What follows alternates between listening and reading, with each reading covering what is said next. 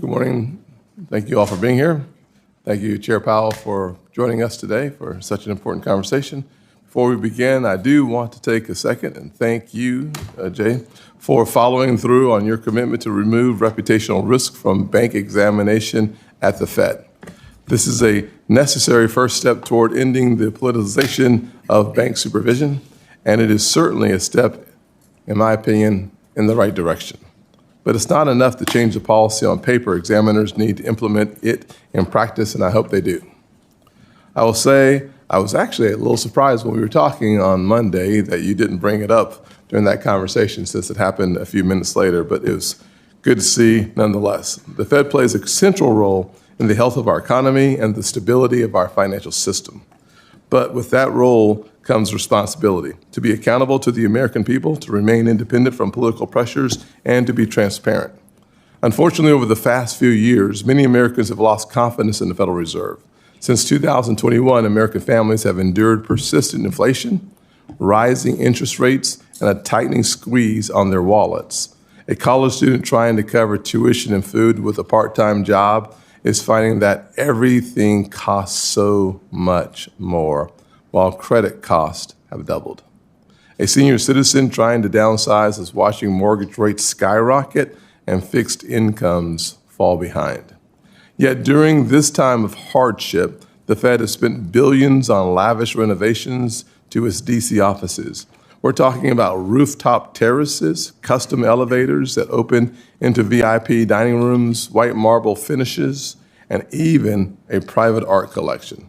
All this costing $2.5 billion, a 32% increase from the original $1.9 billion price tag at a time when the Fed hasn't turned a profit since 2022. We can all agree that updating aging infrastructure is a legitimate need. But when senior citizens can barely afford Formica countertops, it sends the wrong message to spend public money on luxury upgrades that feel more like they belong in the Palace of Versailles than a public institution.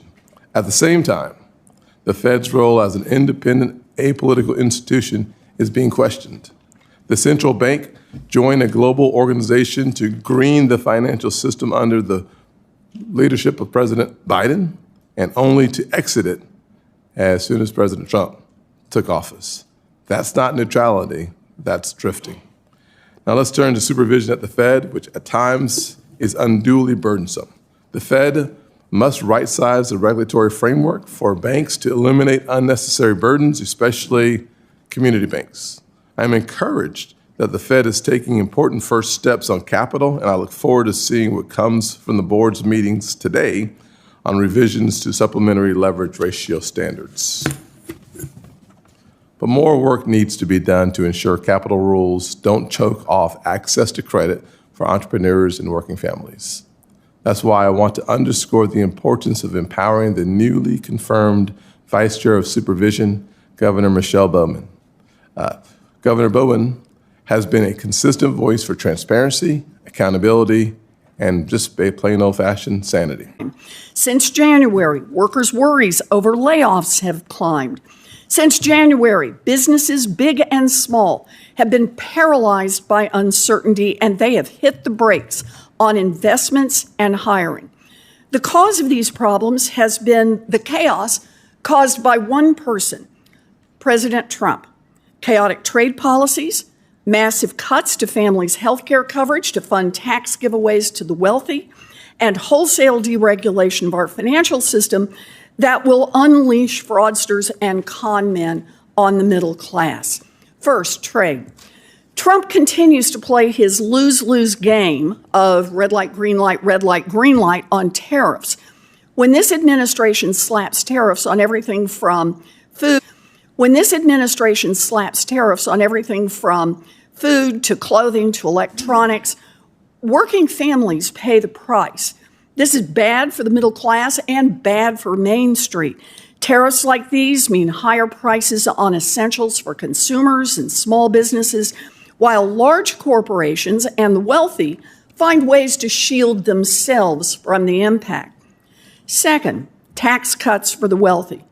Trump's one big, beautiful bill that Republicans are jamming through Congress represents one of the largest transfers of wealth from working people to millionaires and billionaires in American history. How are Trump and Republicans paying for part of this $4 trillion in tax giveaways to billionaires? Well, by kicking 16 million people off their health care coverage, cutting food assistance for more than 2 million children, and raising monthly student loan payments for millions of borrowers just after delinquencies have skyrocketed. In addition to raising costs for lower and middle class Americans and taking money right out of their pockets, this bill will also choke economic growth. This isn't tax policy, it's economic warfare against the American people. And even when they throw 16 million people off their health care, the Republicans still can't pay for the lavish tax giveaways to billionaires. So instead of just saying that billionaires and billionaire corporations should just pay a little more in taxes, they put the costs of those billionaire tax cuts on the nation's credit card, the national debt. The Republicans plan to run up the national debt by another $4.2 trillion and expect our children and our grandchildren to pay for it. And finally, deregulation. This administration is systematically dismantling the safeguards that policymakers put in place after the 2008 financial crash to prevent Wall Street from creating another crisis. Less than 2 weeks ago, the Fed board decided to lift Wells Fargo's asset cap. You couldn't even wait until Wells managed to make it one whole year without being caught in a major financial scandal. In just the past 6 months, Wells has been caught and confessed to cheating its customers, cheating its investors, and cheating its workers, the trifecta. For the Fed to give them a gold star and tell Wells it's okay to expand the number of customers, investors, and employees that it can cheat is an outrageous giveaway to one of Wall Street's most derelict banks. And today, you will leave this hearing and go directly to a meeting where the Fed is expected to vote to lower capital requirements for JP Morgan, Goldman Sachs, and the other too big to fail banks. At a time when the economic data are flashing red, these short-sighted changes will increase the likelihood that these mega banks once again tank the economy and then come back here to beg Congress for bailouts when their risky bets go bust. To sum up Trump's economic agenda, it's chaos and pain for the middle class and even more profits for the powerful. American families will face higher costs and new risks to their health care and their bank accounts. Unemployment will tick up and our economic growth will slow. And that's not just me saying this. It is exactly what the Fed's latest economic projections indicate. I hope my Republican colleagues will wake up to the chaos around us. It falls to Congress to stop Trump's trade war and kill this big, ugly bill. And Chair Powell, it falls to you and the Fed board not to pile additional risk onto Trump's existing chaos by dismantling the safeguards that protect American families from another Wall Street meltdown. Thank you, Mr. Chairman. Thank you, Senator Warren. Today we'll hear from the Chair of the Federal Reserve, Jerome Powell, on the Semiannual Monetary Policy Report to Congress. Chair Powell, thank you for your testimony today, and you have 5 minutes. Thank you. Chairman Scott, Ranking Member Warren, and other members of the committee, I appreciate the opportunity to present the Federal Reserve's Semiannual Monetary Policy Report. The Federal Reserve remains squarely focused on achieving our dual mandate goals of maximum employment and stable prices for the benefit of the American people. Despite elevated uncertainty, the economy is in a solid position. The unemployment rate remains low, and the labor market is at or near maximum employment.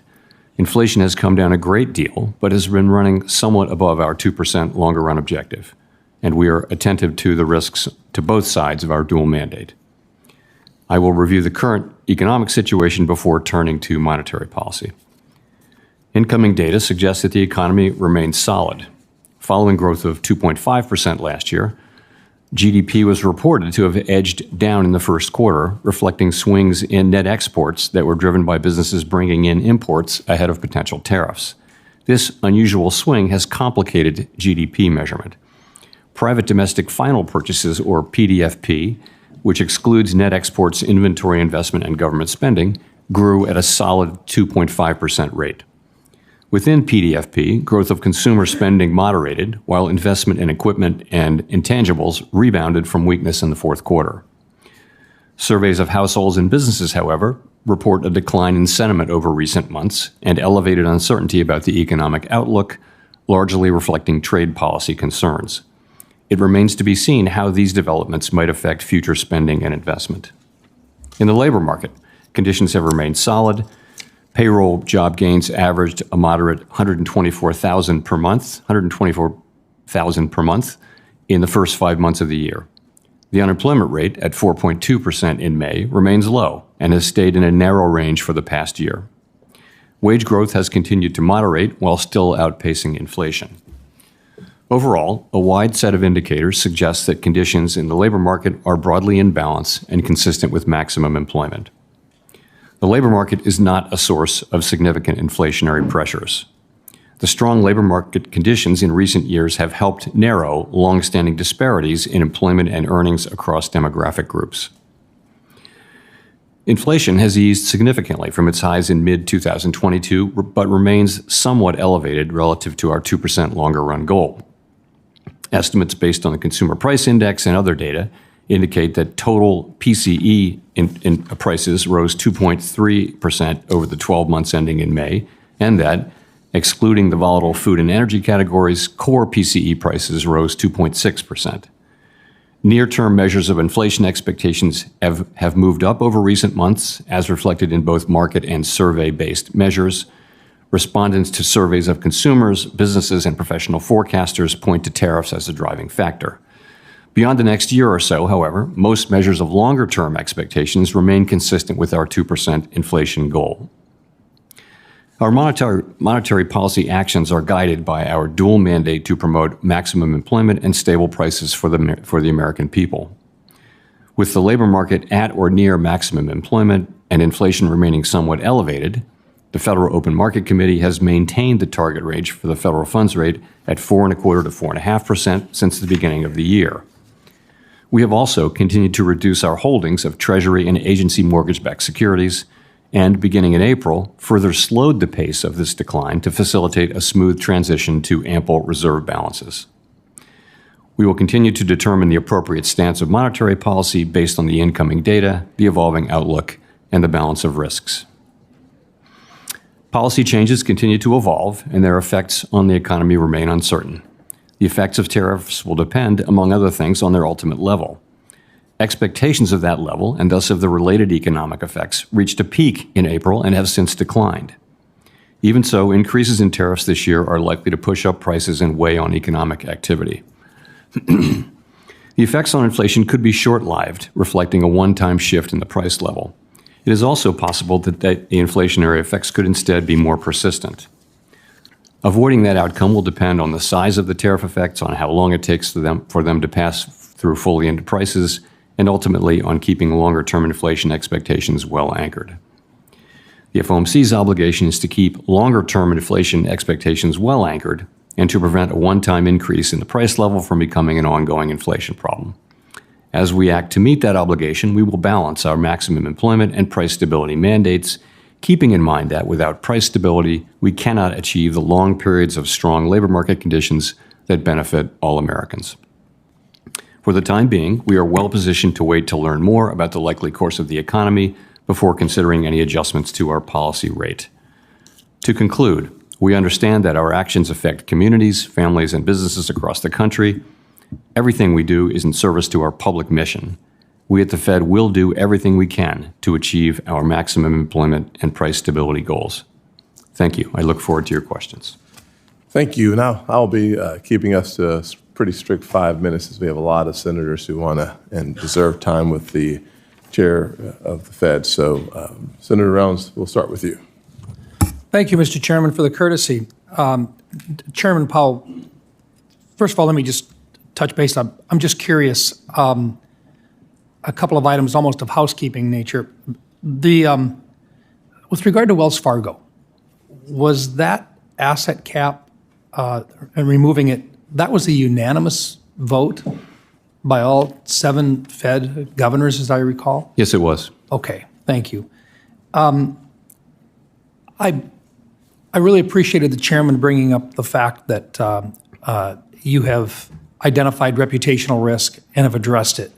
I think that was a really important item for the Fed to do, following up on both the OCC and the FDIC's actions.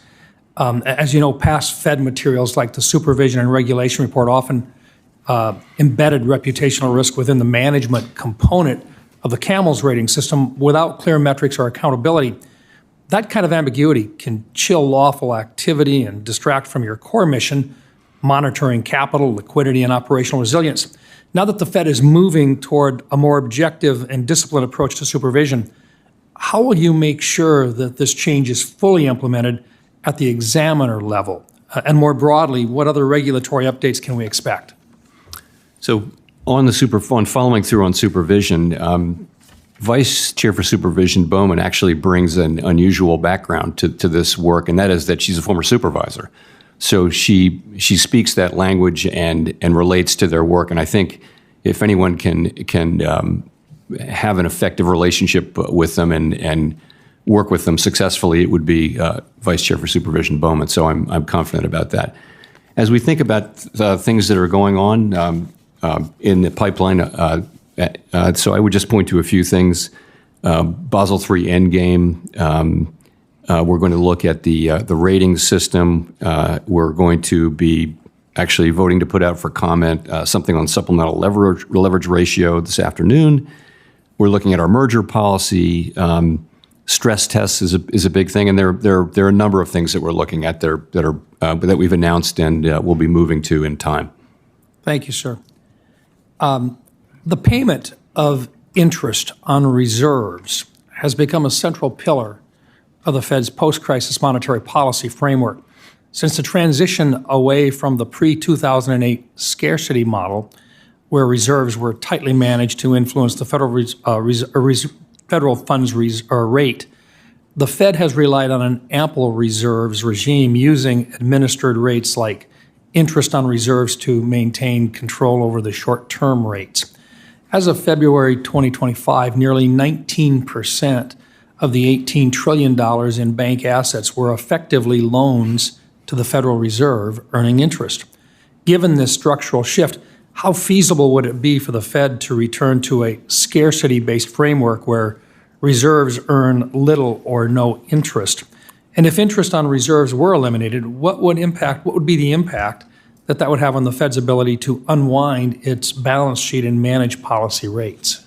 So we're in an ample reserve framework now, and that's a good thing. That's a result of the global financial crisis and the desire to have lots and lots of liquidity and large liquidity requirements for our largest banks in particular. So that's a good thing, and that enables banks to keep lending through stress and that kind of thing. If you were to want to go back to a scarce reserves, it would be a long and bumpy and volatile road. I wouldn't recommend that we undertake that road. It would not save any money. There's an illusion that it would save money. That is not the case. And it would also not make credit more available. This, in effect, I would say having a lot of liquidity in the system, which is what goes with ample reserves, make sure that banks will be able to continue to lend. So we think it works. And I think unwinding it is a policy choice which could be executed, but it would take years to execute and it would be challenging and quite volatile. Thank you. I've just got about 35 seconds left or so, but I did want to touch on one item. That the chairman mentioned it, and I think it's important. I know that you didn't mention it in your opening statement, but would you talk a little bit about just exactly what's going on with your building? When you have that type of an overrun on the prices and you're talking about billions of dollars in costs, I think it's appropriate for you to be able to explain to the committee exactly what's going on. Would you take a few minutes, please, and explain what's going on with the value of that building and why the costs seem to be so exorbitant? I'd be glad to if I can have that time. So please. Thank you for the letter we received late yesterday. We will provide a much more detailed response, but just generally, I would just say we do take seriously our responsibility as stewards of the public's money. And the other thing I would start with is no one in office wants to do a major renovation of a historic building during their term in office. You much prefer to leave that to your successors. And this is a great example why, let alone two historic buildings that needed a lot of work. But we decided to take it on because, honestly, when I was the administrative governor before I became chair, I came to understand how badly the Eccles building really needed a serious renovation. It never had one. It was not really safe, and it was not waterproof and that kind of thing. So we took it on. I would also say that the media reports that you accurately quoted, they're misleading and inaccurate in many, many respects. And I would just point to, there's no VPI dining room. There's no new marble. We took down the old marble. We're putting it back up. We'll have to use new marble where some of the old marble broke, but there's no new, there are no special elevators. They're old elevators that have been there. There are no new water features. There's no beehives, and there's no roof terrace gardens. Other than that, so all of the sort of inflammatory things that the media carried are either not in the current plan or just inaccurate. So, but notwithstanding that, the cost overruns are what they are. So let me just say on that. Well, we're well over the 5-minute mark. I'm happy to give you time to talk about that. I'm happy that there are no beehives in there, but we're going to figure out what they are anyways. Senator Warren. Thank you, Mr. Thank you, Chairman. Mr. Chairman. Thank you. So, Chair Powell, the Fed released its updated economic projections last week, and I appreciate your summary, but I want to look at the trend lines here. The Fed's outlook on inflation, the labor market, and GDP growth have all gotten worse. Compared to your economic projections in December, the latest numbers show that the Fed is now projecting higher inflation, from 2.5% in December now to 3.1%. Higher unemployment from 4.3% to 4.5%. Lower economic growth from 2.1% projected just 6 months ago to 1.4% that you're now projecting. Chair Powell, what has changed in the last 6 months that has caused the Fed to forecast substantially higher inflation, somewhat higher unemployment, and lower economic growth than you did in December? So some of it is just taking signal from data reports that we've seen. Some of it is people working in the possible effects in the short term of tariffs. We have no view on the wisdom or the longer term effects of trade policy. It's not our job. And by the way, I should add, our forecasts are generally, and in this case, are very, very similar to what outside forecasters are calling for. I understand that. I'm just using you as the gold standard here. I know it's consistent. But you mentioned tariffs as one of the things that has changed over the last 6 months. Donald Trump has become president and the economy has headed down. Not only does the Fed data now show slower growth and higher prices this year, it sees slower growth and higher prices over the next 2 years as well. And the Fed sees no longer-term boost to the economy or drop in inflation. In other words, no upside to Trump's chaotic tariff war or his other economic policies. So let's talk for just a minute about what's under the hood of the Fed's economic forecast. Chair Powell, I know a lot of different factors influence the trajectory of interest rates. Is one of those factors how quickly the federal debt grows relative to the growth in the economy? Not directly, no. We don't look at that as a factor that helps us set monetary policy. So you're not watching the ratio between the amount of the federal debt and the growth in the economy? No. How fast the debt is growing and how fast the economy is growing? I think I have quotes from you saying last year, quote, we don't need to pay the debt down. We don't need to balance the budget. We just need the economy to grow faster than the debt. Are you saying something different from that now? No. When asked and pressed, I pretty much always say the same thing as my predecessors, which is that we're on an unsustainable path. I would not say, though, that we do. I will say this: we do not look at federal financial policy and deficits as something that affects our month-to-month monetary policy decisions. I'm trying to get the overall projection of what happens in the economy. So, for example, I think you have made the point that if we spend on things like childcare, that can boost labor participation and GDP, that may be a time when you offset the debt that you incur to do that.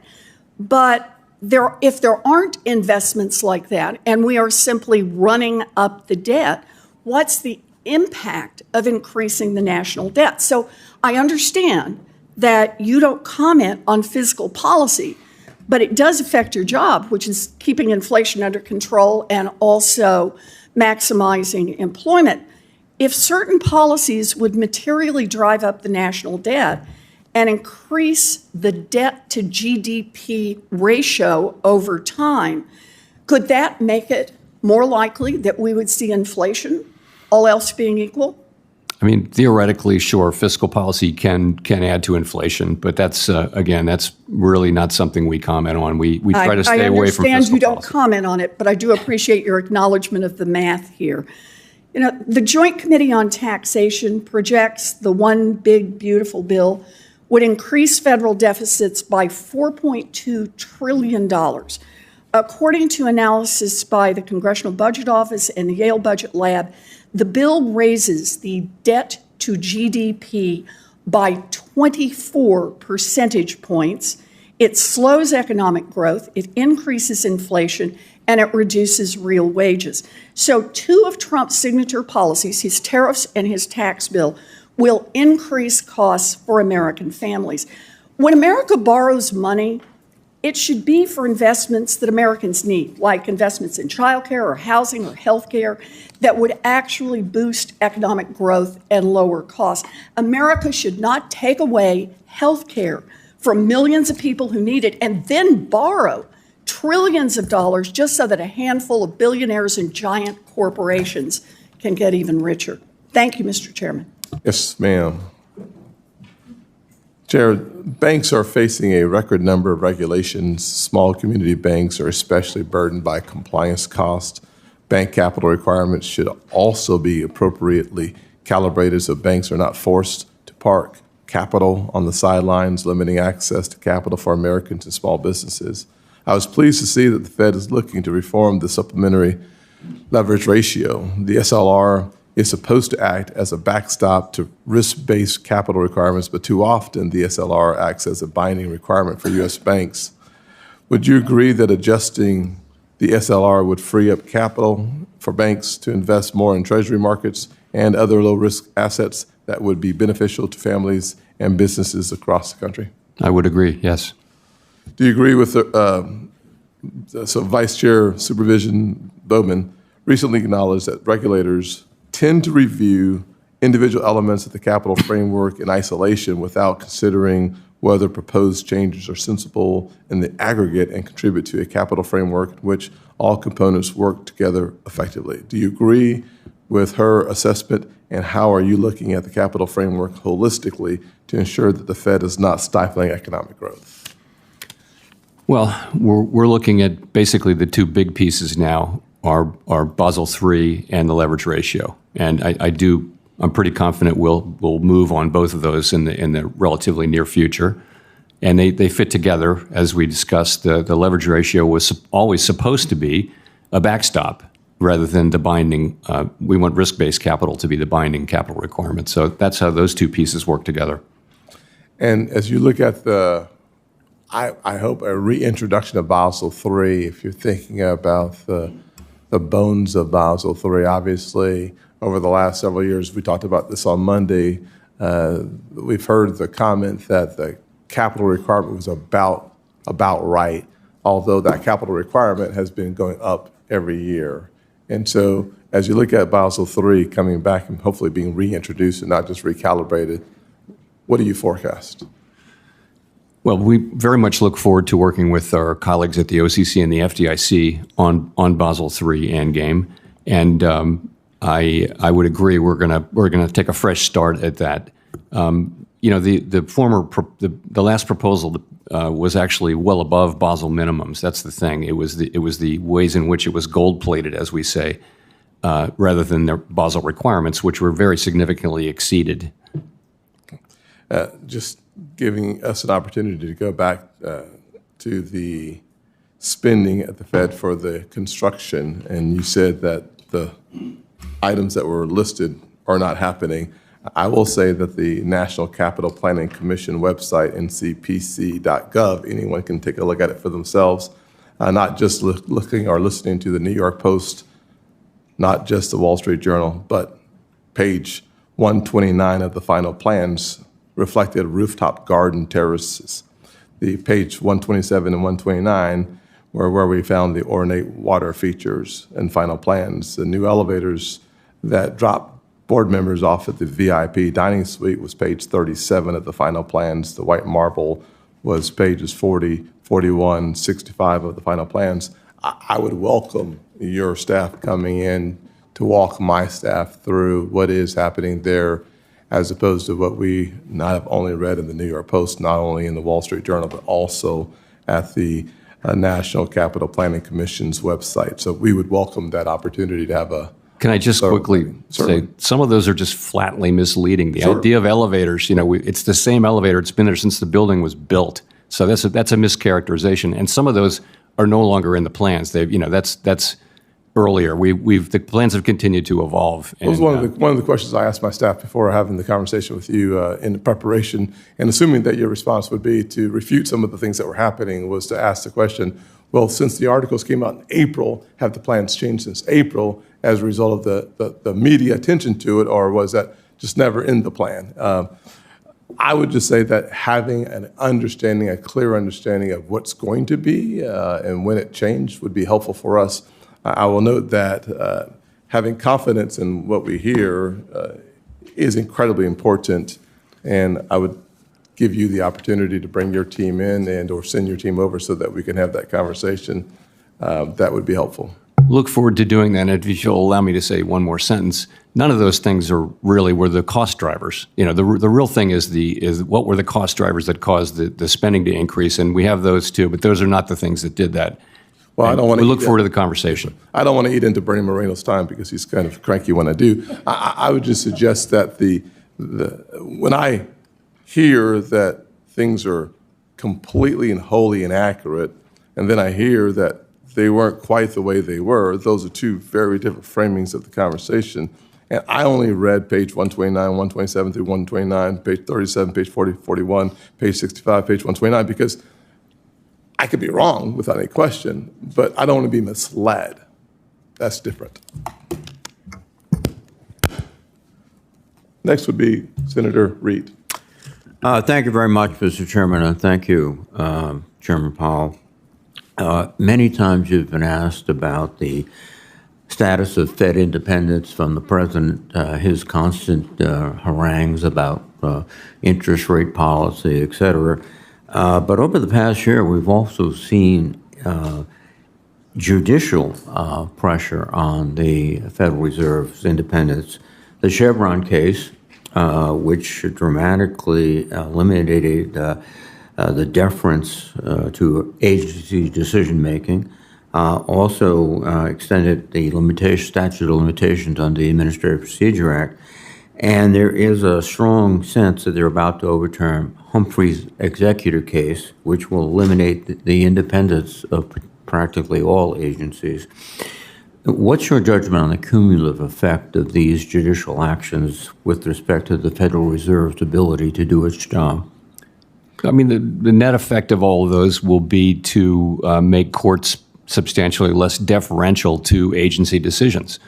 And so that's just the new world we live in. We'll continue to do our jobs, and obviously we'll respect the law as it is. That is the way the law has been evolving, though.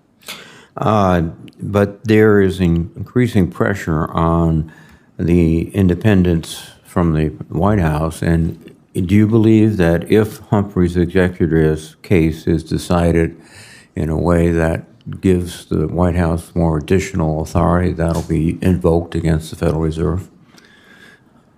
I'd rather not speculate, if I may, Senator. That's quite all right. The U.S. dollar. I remember when the phrase was "sound as a dollar." That phrase is getting less used these days. In fact, Bloomberg reported last week that foreign companies are demanding to be paid not in U.S. dollars, but in euros or Chinese renminbi First, what benefits does a strong dollar have for us, and how will we suffer if the dollar is no longer considered to be the currency of world record? Right, well, so there are enormous benefits to having the dollar be the most important reserve currency in the world. It remains such, and for very long standing and continuing reasons, which is, our rule of law, our democratic institutions, our commitment to price stability, our open capital markets. All of those things remain intact. And I think being the reserve currency doesn't last forever, but it's quite a durable equilibrium. And I suspect that we will be the world's reserve currency for a long time to come. But you're seeing indications that confidence in our currency is eroding in some places. Is that I wouldn't say that. I think it's this is a very fundamental kind of foundational aspect of the global financial system is the role of the dollar. And markets move around. Markets are digesting information that's sometimes very challenging to digest. I'd be very reluctant to come to any longer run conclusions about things that fundamental this quickly. Well, I would suggest, and I know you'll keep your eye on it going forward. One of the things you've made very clear is that income inequality and lower rates of upward economic mobility are two of our biggest challenges. And you've also indicated that this is probably beyond the ambit of the Fed in terms of dealing with this. These are more legislative issues. And I would concur. So I was disheartened to read a report from the Congressional Budget Office, which is an independent agency, that the recently House-passed reconciliation bill will take approximately $1,600 per year from the lowest income Americans and give approximately $12,000 to the wealthiest Americans. That seems to be directly contradictory to a society who's committed to raising the income and opportunities and increasing upward mobility. Do you think that's a fair estimate? I don't know, and I'd be very reluctant to comment on the reconciliation bill, even indirectly. Well, your wisdom and sagacity has preserved you, and I hope it continues to do so. I must commend you finally by 2 or 3 years ago, everyone around here was predicting or guessing how deep the recession would be. And because of your leadership at the Fed and other policies, we've avoided a recession. In fact, until recently, we've been growing faster than every other economy in the year, and you deserve credit for that. Thank you. And just to reiterate my opening comments for those who may not have been here when I made the comments that Chair Powell has a hard out today. Therefore, I'm going to do my best to keep us at 5 minutes. Senator Kennedy. Thank you, Mr. Chairman. Thank you, Mr. Chairman. Mr. Chairman, did I understand you to say that the reconciliation bill is the most extraordinary legislation you've ever seen? Did I hear that correctly? There may have been some lost in translation there. I was a little late. Tell me what tell me what the bond market's telling you. Bond market's fine now, functioning well. It's pricing, it's reacting to economic news. There's adequate liquidity. Rates have come down pretty significantly from where they were a couple months ago. So I think I think inflation expectations have come down a bit from April, and in general, the bond market is functioning well. Okay. Explain to me why we have seen in the last few months weakness in the dollar. That's a great question. And of course, the Treasury Department is responsible for the role of the dollar. So I don't know. I think I would go back to the thought that markets have been digesting an unusually challenging set of circumstances, and have reacted the way they've reacted. The dollar's kind of stabilized now. In fact, it's moved back up here in the last couple of weeks a bit. There are plenty of people who are still writing that the dollar is still overvalued. We don't have a view on that, of course, but I wouldn't really have an opinion on exactly why it is where it is. Well, clearly there's a lot of geopolitical risk right now, which would lead one to conclude, all things being equal, that people would be flocking to the dollar and it would be stronger. Well, you have seen some of that here in the last few days, but again, I don't really have an official view I'd like to share on that. I think there are possible explanations, multiple possible explanations. Again, one of which is that some people still feel the dollar is highly valued. Yeah. But we'll see. I want to talk for a few minutes about tariffs and inflation. What does history tell us about tariffs and its impact on inflation or deflation? So the thing is, we've been through a long period in which tariffs were going down. Remember, since World War II, really, it's been a process of lowering tariffs globally. So there just isn't a lot of modern learning on that. I think people look at the incidence of tariffs during the president's first term, but those were like 1/6 the size of what's people are estimating now. And they do find some effects on inflation. But remember, in 2019, when those tariffs were put into place, the economy was slowing. We actually cut rates 3 times. Inflation was running at 1.5%. So it was a very different time. This is different. I think one of the reasons why it's so challenging is that there really isn't a modern precedent. Yeah. And I think we have to be humble about our estimates. And we are very open to the possibility that transmission through into inflation will be less than we think, or maybe more than we think, which is why we're in a position of wanting to take our time and make a smart decision as we see how this unfolds. Well, obviously the size of the tariffs makes a difference, does it not? It does. And we don't know yet the size of the tariffs. We don't. And we don't have a view on any of the merits at all. That's not our job. Our job is inflation, as you know, and maximum employment. Will it also matter? Let's assume that there is upward price pressure. Would it matter how much businesses decide to pass on versus just eat?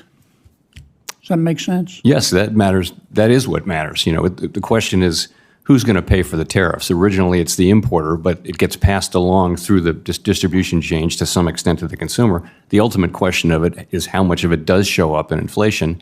And honestly, it's very hard to predict that in advance. So we're watching to see, what shows up in measured inflation. If the president's trade negotiators pursue reciprocity, which I define as both sides reducing, in a quid pro quo, reducing tariffs and trade barriers as much as possible. Ideally, in a perfect world, we would end up with 2 sides with 0 tariffs and 0 trade barriers. Would that be inflationary? No, not at all. That would cause the economy to roar, wouldn't it? I think it would be. Yeah. Okay. Thank you, Mr. Chairman. I appreciate your endorsement, Mr. Chairman, of the reconciliation bill. Senator Warner. Thank you, Mr. Chairman. Funny, Senator Kennedy, I didn't interpret his comments that same way. I would also say that, one, thank you, and we echo what Senator Reid said, thank you for your independence and doing the job. End of the day, I think tariffs are a tax, and they're going to hit. They're going to hit, I think, starting next quarter.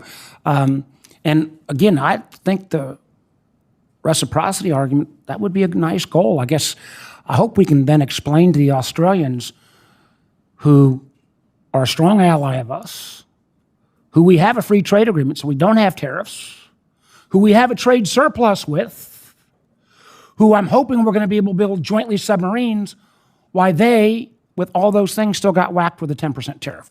Doesn't seem rational or logical to me. But let me get to, I've been very concerned about some of the Trump administration's, I think, mismanagement of the federal workforce. I can tell you some of the DOGE approach in the national security and intel world. Cuts are having dramatic effects. But Today, I want to mention something that, frankly, doesn't get a lot of attention, a very small entity, the Bureau of Labor Statistics. U.S. economic data, which has always been independent, it's really been viewed as the gold standard across the globe. And frankly, the BLS data often is the guidepost that investors use regularly. BLS helps us get information about cost of living increases, policymaking for you guys. It's used to adjust payments on the roughly $2 trillion in Treasury bonds.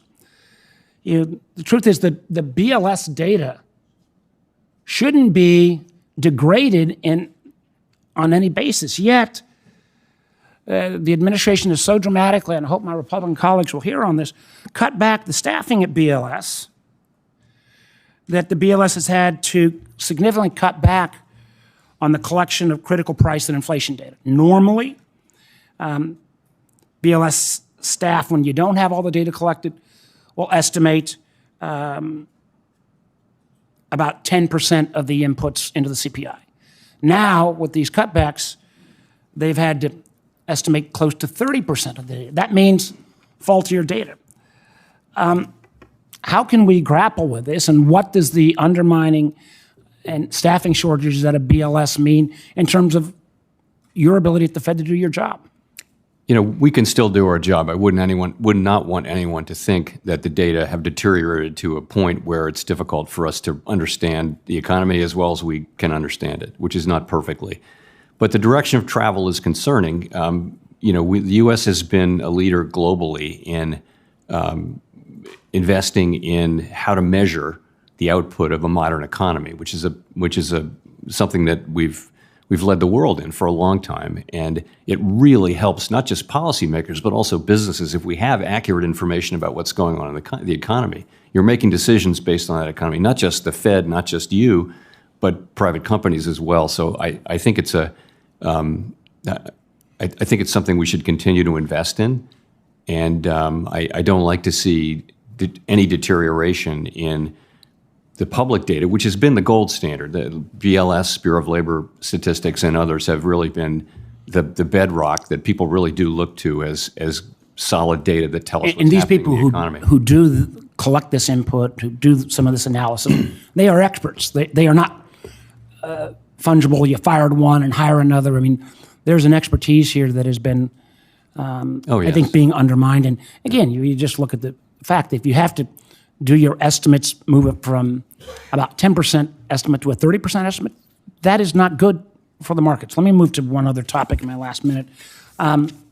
Stress tests, really important. Those of us who are involved in Dodd-Frank, really important as we try to particularly think about the most significant banks.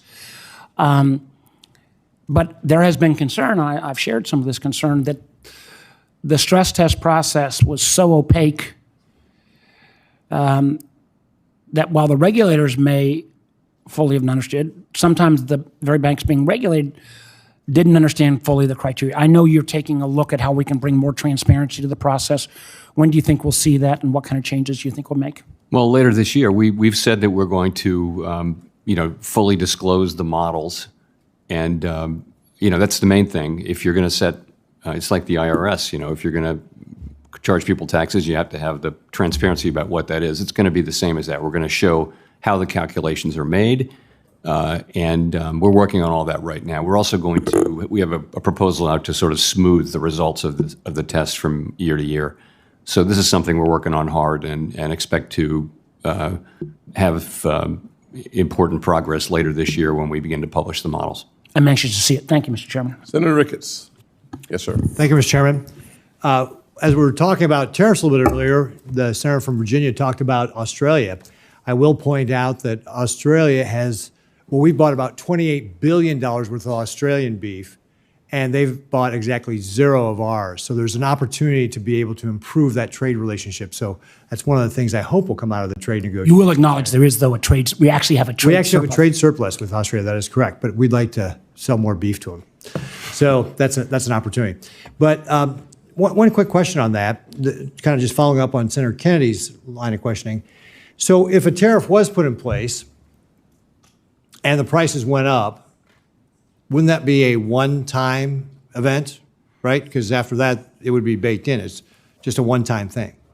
So it might well be, as I indicated in my opening remarks, it might well be a one-time event, but that isn't a law of nature. You know, we would want to make sure of that. We were more sure of that back in 2018 because we'd had 40 years of low inflation, coming off of a global inflation episode where we haven't fully returned to 2%. It's something that's a question we will approach carefully. But if the tariff is only put in once and just maintains the flat rate there, then how could that be inflationary in the second year? Well, because it could be a process of many years. I mean, that's a couple of things are. One is if it comes in quickly and it's over and done, then yes, very likely it's a one-time thing, like an oil shock, a one-time oil shock where the price comes back down, it goes through the system. It doesn't raise inflation, just raises prices once.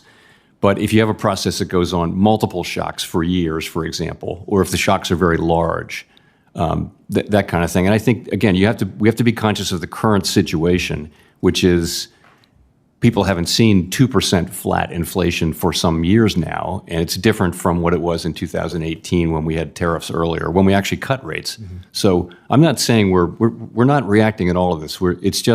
It's a risk we feel like as the people who are supposed to keep stable prices for the benefit of the American people, we need to manage that risk too. That's all we're doing. We're not deciding what to do yet. Yeah. So if Senator Warner's comment that a tariff is a tax, would that imply that then taxes could be inflationary as well? No. So what's the difference between a tax and a tariff then? Or do you disagree with Senator Warner's characterization that tariffs are not taxes? I wouldn't disagree with that, but it's not the language I use. Look, this is, as I say, one time could be the base case, but in a situation like this where the process could go on for a long time, where the effects could be large or small, it's just something you want to approach carefully in a world where inflation is not back to 2%. And that's our job. If we make a mistake here, people will pay the cost for a long time. And so we're just approaching the question carefully. That's all we're doing. You know that, a majority of my committee has said that they do expect to cut rates between now and the end of the year in the remaining 4 meetings. So it's not that we're, taking a strong view that it will be inflation and not a one-time cost increase. It's just that we're going to take a careful approach to that very critical question. Yeah. Well, let me switch gears on you a little bit. Communist China is our single greatest threat to America's national security and financial independence. Now more than ever, the U.S. must ensure security of our financial system against Communist China's malign influence. And in 2022, Senate Homeland Security and Government Affairs Committee released a report identifying efforts by Communist China operatives to infiltrate the Federal Reserve System. The report contained real-life examples of Communist China's attempts and tactics used to target Federal Reserve officials. In late January, a former senior advisor to the Federal Reserve was arrested on charges that he conspired to steal Federal Reserve trade secrets to benefit and advance Communist China's interests. This Wall Street Journal article from May 2025 details the potential ramifications of his actions. The kind of data and trade secrets that this Federal Reserve employee shared could allow Communist China to manipulate the U.S. market and gain advanced knowledge of changes to the federal funds rate. It could provide Communist China with an advantage when selling or buying U.S. bonds and securities. Chairman, has the Fed Reserve made any changes to strengthen its internal counterintelligence and security protocols since the development of these incidents? So that's an incident, and I would say we take it very seriously. We have quite elaborate and serious and strict provisions around staff access to information, serious protections for confidential information. We have background checks. We have annual training. We have many of those things. I don't know that we've made any fundamental changes, but we're certainly, sorry, very sorry to see something like this having taken place. We're certainly looking at the protections we have in place. Great. Well, I have another question, and we'll just submit as a QFR, but I know the chairman said you've got a heart out, so I'll go ahead and yield back my time. Thank you, Mr. Chairman. Thank you. Senator Van Hollen. Thank you, Mr. Chairman and Chairman Powell. Good to see you. I want to start by acknowledging the continued uptake of the FedNow real payment system. I know I've raised the development and rollout of that system with you in many, many hearings over many years. We're now about 2 years after launch. I want to continue to work with you and your colleagues to encourage expanded adoption of the capability and capacity so that customers have real-time access to their money. So I just ask that we continue to work on that together. You agree? I do. I thought you might. Thank you. So I want to ask you about the student loan situation in the country. And you've talked about this in the past, and you've talked about how it can be a drag on the economy, especially when it gets to be very high in terms of balances that cannot be paid. According to the New York Fed, student loan balances grew by $16 billion to reach $1.63 trillion in the first quarter of this year. Data shows an uptick in the student loan delinquency rate overall, the age of delinquent borrowers, and the number of newly delinquent borrowers. The Department of Education, meanwhile, restarted debt collection activities last month, and starting in July, nearly 2 million borrowers could see their wages being garnished. Meanwhile, here in the Senate, President Trump and Republican senators are working to pass this piece of legislation that would limit affordable loan repayment options and make it harder for borrowers to responsibly repay their debt and get back on a path toward financial health. So, Mr. Chairman, you said before in your testimonies that student loan debt can negatively impact borrowers' ability to fully participate in our economy, and that it can weigh down on the economy overall. Is that still your view? Yes, it is. And could you just share your assessment, just from a factual perspective, about how this problem seems to be growing at this point in time, and what would happen if we allow all of these borrowers to default? So The point I was making, I try hard not to comment on things that aren't Fed policy, but I broke that rule in this case many years ago, so I'll just say what I said then, which is, you can make all kinds of investments, and you can discharge if you can't pay back the loan, you can discharge it in bankruptcy. The one exception we make is student loans, and I ask whether that is wise national policy. People that borrow to invest in their education, that we do not forgive. It seems like something for Congress to consider, that's all. It's none of the Fed's business, really. Ultimately, it's not a big macroeconomic thing, but I've said it before. I said it again. Mr. Chairman, I appreciate your breaking your own rule before, and I appreciate your I won't do it again. Now. I could not agree with you more about the anomaly in the ability to discharge a debt in bankruptcy. The idea that student loan sort of is the one category of debt that we don't allow to be discharged is confounding. I think, unfortunately, so far, it's been a sign of the power of some of the companies involved in that area. And I just came from another committee where I'm the ranking member, so I apologize if you already talked about the tariff situation. But I know this was obviously a factor that you all had to consider in making decisions about changes in the interest rates. Obviously, there's a lot of uncertainty in the economy. I hear it every day from Marylanders. We have the Port of Baltimore. We have lots of small businesses that rely on tariffs. You're an economist. You know that increasing tariffs is like increasing taxes across the board. But can you just speak to the uncertainty component of all of this and how that is weighing on people's decisions? So surveys show very widely that people feel uncertain about the economy, and they do point to tariffs in that answer. I will say, though, that actually peaked back in April and has come down a little bit. And if you talk to businesses, I talked to an unusually large number of business people in the last couple of months, and the feeling is a little better now than it was. They're getting on with it and feeling, I'd say surveys are still showing depressed sentiment, but it's moved up from where it was. I would say, Mr. Chairman, that may be the case at this moment, but we all know that we could wake up any morning and see another tweet, and that could change dramatically. So I appreciate your efforts to try to do what you can to meet your dual objectives at the Fed. Thank you, Mr. Chairman. Yes, sir. Senator Lummis. Thank you, Mr. Chairman, and thanks, Chairman Powell, for being here today. As you know, what always vexes me, and has for the last 4.5 years, about the Federal Reserve is the bank supervision function as opposed to the monetary policy function. So I'm going to focus on bank supervision. First of all, I do want to thank you and Vice Chair Mickey Bowman for ensuring reputation risk has been removed from the bank supervision process. It was very arbitrarily used by those who were supervising. On January 27th, 2023, I'd call it the high watermark for Operation Choke Point 2.0. The Federal Reserve Board, in coordination with President Biden's White House, executed a coordinated attack to isolate the digital asset industry from the banking system. And while the Fed has taken steps to adopt a more balanced approach to digital assets, which I appreciate, the legacy of January 27th, 2023 remains with us today. So I'd like you to look at this quote.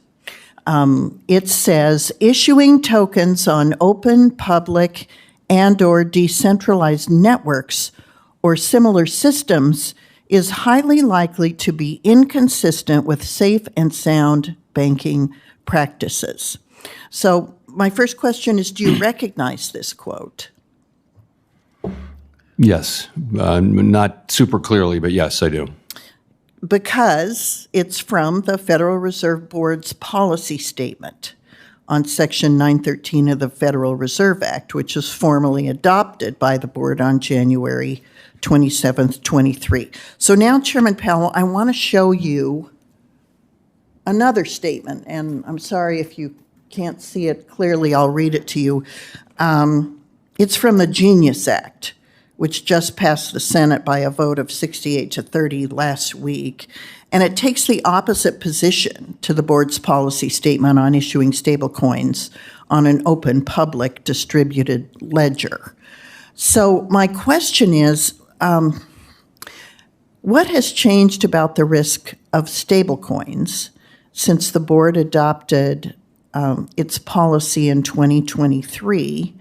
And now that the Congress has weighed in, at least the Senate has weighed in and sent the Genius Act to the House, does the board plan to withdraw the policy statement on Section 913? So I think what has changed is, if you go back, that's a couple of years ago, that was the period of high-profile failures and fraud and that kind of thing. And what's happened is, I think, the industry is maturing, our understanding of it is improving, and in a sense, it's becoming much more mainstream. So all of us are revisiting, the things that were done during that era, and I think the current view is that, that it's appropriate it's always been appropriate for banks to choose their customers and to be able to undertake activities as long as they're safe and sound. In terms of, I think I have to get back to you on 913. I think it's a broader thing that has nothing to do with crypto, but that was a piece of it. We are looking at and withdrawing many of our pieces of crypto guidance from that era, though, as you know. And I appreciate that. I hope that by withdrawing the guidance, that you're also instructing and admonishing your bank's supervisors to when there are efforts to regulate banks that provide too much discretion to bank regulators to pick winners and losers from among the customer lists, the loan portfolios of banks. It's antithetical to the American system of banking. And I do think that there was that kind of discretion unleashed on banks, and it had a negative impact, a real chilling impact on banks as they selected and banked certain industries, and then debanked other industries and other people during the last 4 years. So taking the guidance documents and policy statements out is important, but also guiding the people that there are changes now and that they can no longer use their own subjective biases towards DEI and ESG and other things in supervising the banks is also a critical component of bank regulation. I agree completely. And as you know, Vice Chair Bowman is actually a former bank supervisor, so she's very well placed to make that happen. And I realize that she as vice chair is more directly involved in bank supervision. I hope that you will use your role to punctuate the importance of those changes within the bank supervision function at the Fed. We're going to have to move on. Thank you. I'm assuming your answer is yes. Senator Smith. Thank you, Mr. Chair. Good morning, Chair Powell, and welcome to the committee. So, Chair Powell, a few months ago, you issued a warning about the trajectory of our national debt. Speaking at a New York Times event, you said the U.S. federal budget is on an unsustainable path. The debt is not only at an unsustainable level, but the path is unsustainable, and we know that we have to change that. Would you still agree that that is true? Yes, that's the one thing that I would always say, and that my predecessors have said, and that's the only thing we say about fiscal policy. Exactly. And I would agree with that at a time when Americans are struggling to figure out how to afford their lives and have low confidence in the economy. To add to the deficit now, as the big, beautiful bill does, just strikes me as unsustainable. Now, I'm not asking you to moderate between Republican and Democratic policy differences on the big, beautiful bill, but would you agree that the big, beautiful bill adds to the deficit based on the data that you've seen? I'm just not going to comment on the reconciliation. Okay. Well, I will just point out to my colleagues that the CBO says that it adds to the deficit. The Joint Committee on Taxation says that it adds to the deficit. The Yale Budget Lab says that it adds to the deficit. The Committee for a Responsible Federal Budget says that it adds to the deficit. The Penn-Wharton budget model says that it adds to the deficit. And even some of my Republican colleagues, Senator Johnson, Senator Paul, say that it adds to the budget. And as Senator Johnson says, it's wrong and immoral. So I appreciate that you won't comment on any of this, but let me just ask you an economic question. Can you talk a bit about what impact a rising deficit has on our goal of lowering costs for Americans, especially in the Trump tariff environment that we are in right now? I'm sorry. What impact does a rising deficit have on our goal of lowering costs for Americans, particularly when we are in this Trump tariff environment, the unpredictability of that?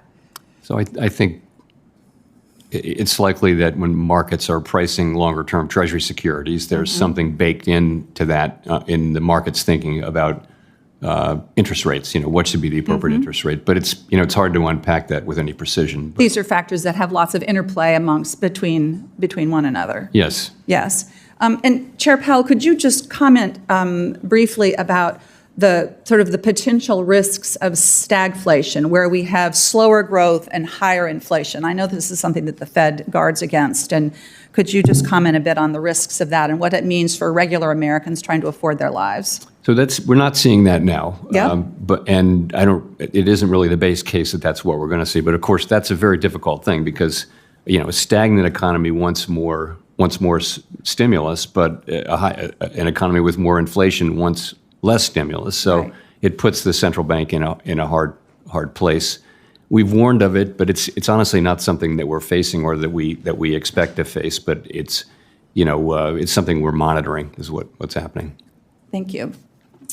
I want to follow up on a question I asked you the last time you were before the committee. I asked about the impact of severe weather events, otherwise known as climate change, on home insurance costs. And you testified that, I think you said, if you fast forward over 10 or 15 years, there are going to be regions of the country where you can't get a mortgage because of the, they can't get a mortgage because of the impact of the challenges of insurance companies just not being able to provide that. Since February, when I asked you that question, home insurance rates have continued to climb. A recent analysis about climate risk from First Street found that financial burdens from severe weather are driving up household costs and triggering increased mortgage defaults. Now, it's at about 8% now, but they project that by 2035, 30% of all foreclosure losses would be related to climate impacts, which is pretty stunning. Now, I realize this is a complicated issue because insurance is regulated primarily at the state level, though there are exceptions. Flood insurance and terrorism insurance are exceptions. But I wonder if you would comment on this. I'm thinking a lot about what impact this has on housing costs, which is a big component of inflation and a place where housing costs are rising higher than the general inflation rate right now. Many things are driving up housing costs. That's true. It's of course mortgage rates, but it's also zoning costs and things like this for properties that are near the water. Particularly, for example, we spend some time down in Florida. Property insurance just gets more and more and more expensive, and to the point where it also almost makes sense to self-insure, and that's because of just big losses. Companies are just putting that in their models, and they're charging what they need to to charge to make a return. And if they can't get that, then they'll leave that state. So that seems to be what's happening. I know I'm out of time, Mr. Chair. Thank you. You're always polite. So Minnesota nice. gave her 22 seconds. Yes. Thank you, That's why ma'am. they call me the Velvet Hammer, sir. I didn't say that you weren't harsh as well. You're just nice when you do it, like just right now. See. Senator Moreno reminded me not to give Tina a compliment in the middle of the back. Chairman Powell, just want to make certain I understand this correctly. Control inflation and maximize employment. That's it. Two things, correct? Yes. So let's take one at a time. Maximize employment. Do you care if every American makes minimum wage or makes a livable wage? Is that something that factors into your thought process? In other words, we have full employment, but most Americans are on substandard wages. Does that change your calculus? Does it change my what? Calculus. Does it? You can't. In other words, is it full employment is full employment? Every American has a job, but they're making minimum wage versus having a family-sustaining wage. Does that matter to the Federal Reserve? It would matter to the country a lot. I'm saying, does it matter to the Federal Reserve when you're making your decision? Honestly, we don't really have the tools to affect that. Right. So it doesn't factor in. Now that's different than us. The people of this country elect us to make certain that their wages are higher than inflation. And by the way, let the records show that real wages are up this year. So we've done that, not the Federal Reserve. Second piece of it is, let's talk about inflation first. Well, we've helped control inflation, which is part of that. We're going to jump right into the inflation conversation. There's different kinds of inflation. There's different causes. There's not witnesses to inflation. There's key actors to inflation. Would you agree? Sure. Okay. So let's talk about the actors. Did you comment during COVID lockdowns that was a bad idea, meaning that you're shutting down the entire economy? It's not a button. I hit the button, you can hear me. It's on and off. COVID wasn't that. We just shut down the economy. Any comments on that? Of course not. Okay, so you didn't comment on that. Vaccine mandates, something that my Democrat colleagues loved. If you don't get the vaccine, you're a terrible human being. You can't go to work. In fact, Joe Biden was overruled by the Supreme Court because he said that if you work in a company with more than 100 employees and you don't get vaccinated, the company has the ability to fire you, unless you prove that you're negative on COVID. That obviously is a supply chain shock, wouldn't you agree? If I'm running an assembly line, and now I have to put my people 6 feet apart, and now I have people quitting or not coming to work, or I have to fire them, that's a supply chain shock, wouldn't you agree? I mean, it's a medical thing that you... No, but it's a supply chain shock. George Washington. I'm not asking you to make a medical decision. I'm asking you to make a Fed decision on inflation. Way outside anything we would comment. But it affects inflation because supply... It didn't, in fact.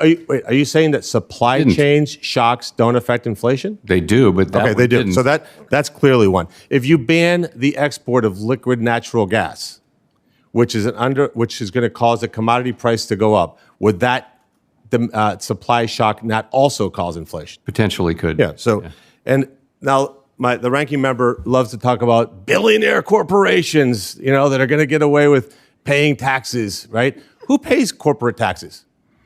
Like, who pays it? Is it like some obscure Wizard of Oz character behind the curtain that is a corporate entity that pays taxes? Who pays taxes? I mean, ultimately, it's shareholders and customers. So I'm going to read you a line. You tell me this is accurate. On taxes, it's not possible to know in advance precisely how the costs will be shared for taxes. I added Correct. that. I would But agree. it is highly likely that consumers will pay a meaningful share. Meaning if the ranking member has her way, let's just tax corporations at 100%. Why not? Be fantastic, right? Oh, nobody would want to start a company, but that aside, that cost would be added to consumer products, correct? A tax or a tariff? What are you talking about now? If the income tax for American corporations goes up, they will share that tax burden with their consumers. True or false? Yeah, ultimately. Yeah. So then taxes do raise inflation, but you don't comment on. I mean, they haven't. and though. you It's don't. just- But that's you just don't. not true. I mean, I got empirically, it's not true. The chairman's going to beat me up in 56 seconds. So, but you sent me a very nice letter, which I appreciate, and it says the Federal Reserve plays no role in commenting on trade policy. So you don't comment on supply shocks. You don't comment on tax policy, which clearly affects inflation. You don't comment on demand pull. You just said now that we should forgive student debt. Why is a person that goes to Harvard, that gets a gender studies major, pays Harvard obscene amounts of money because professors are grossly overpaid there? Is that person better than a working class Ohioan that is a plumber but can't afford a car because interest rates are too high and car prices have gone up? Why don't we forgive that person's car loan instead of forgiving their student loan? But you don't comment on that. You comment on tariffs. So I'm going to just show you. I don't comment on tariffs at all, actually. I comment on only inflation. commented on tariffs. You've I'm only not commenting commented on the tariffs. wisdom of tariffs. Look, the chairman's over there in the conversations. I'm going to show you a chart here. This is car prices. I'm paying attention, however. You're This is now on- car prices since this year. Come on. Car prices are down. Car prices are down. Inflation in America is down. We got elected by millions of voters. You got elected by one person. He doesn't want you to be in that job. And you are costing this government $400 billion a year by refusing to lower interest rates. Nobody in this chamber has that kind of power to have a $400 billion impact on this economy, on our deficit. And I just think that you should consider whether you're really looking at this from a fiscal lens or a political lens, because you just don't like tariffs. Senator Warnock is next. Thank you, Chair Scott. Thank you, Chair Scott, and thank you, Chair Powell. Good to see you. The United States national debt currently exceeds $36 trillion. Last year, we paid nearly $1 trillion in interest on the debt alone, more than the federal government spent on educating and feeding our children. Chair Powell, how does the Fed consider rising national debt levels during discussions about adjusting interest rates? We really don't. We take fiscal policy as completely exogenous, and we look at the data that's coming in, but we don't. We're never going to take into account budget deficits and things like that. Well, here is my concern. Maybe Congress should be thinking about it. The world is losing faith in America's ability to repay our debt. We have seen a sell-off in the bond market. The United States dollar has lost more than 10% of its value against the euro and pound, and is down against nearly every single major currency in the world. Back in May, Moody's downgraded the U.S. government's credit rating because of growing debt and sinking confidence in lawmakers' willingness to address this issue. Historically, high debt pushes up interest rates, slowing economic growth and setting up a dangerous debt cycle where both interest rates and debt continue to rise. Chair Powell, how does the size and the trajectory of the national debt affect the Federal Reserve's ability to manage inflation in good economic times and spur investment and hiring in slower economic times? I'm happy to say that today, those things do not affect our ability to do our job. The concern really is that if we don't do something, then there will come a time at which it will be a problem. not for us, but for the country. But that, at this time, it does not interfere in any way with our ability to. That is a realistic concern in the future, given the rate of In the future. increasing debt. And it's something I'm concerned about, and maybe because it's in the future, maybe that's why, folks who have power, who sit in these jobs, aren't as concerned about it as perhaps the Congress should be. I'm concerned about it as a father of a 6-year-old and an 8-year-old. I'm concerned that my Republican colleagues are planning to ram forward a bill that, according to the Congressional Budget Office, will increase the deficit by $4.2 trillion. So I want us to think about that. We're taking food out of the mouths of hungry children. This bill could cut as many as 16 million Americans off of health care. When we think about Medicaid, 71% of the Medicaid recipients in Georgia are children. So we're taking their health care, and then we're saying to these children that you'll have to deal with these trillions of dollars in debt one day. $4.2 trillion increase. Senate Republicans are trying to use a budget gimmick to claim the bill only costs a fraction of that by simply not counting things they don't want to count. If they don't like the math, they just change the formula. But the markets and those investing in our country don't care about these budget tricks. And I don't think it will help my 6-year-old and my 8-year-old when the bill comes due on this. They know the truth, and they will react based on the truth. The big ugly bill will put the United States on a disastrous fiscal path, and it will be catastrophic for our economy. Even worse, the big ugly bill is cutting people off of their health care, and for what purpose? To give tax cuts to the wealthiest. So this is an interesting moment for me, for someone who didn't know I'd end up in politics, who just paid attention to politics over the years. They're getting ready to create a whole lot of pain for a lot of people.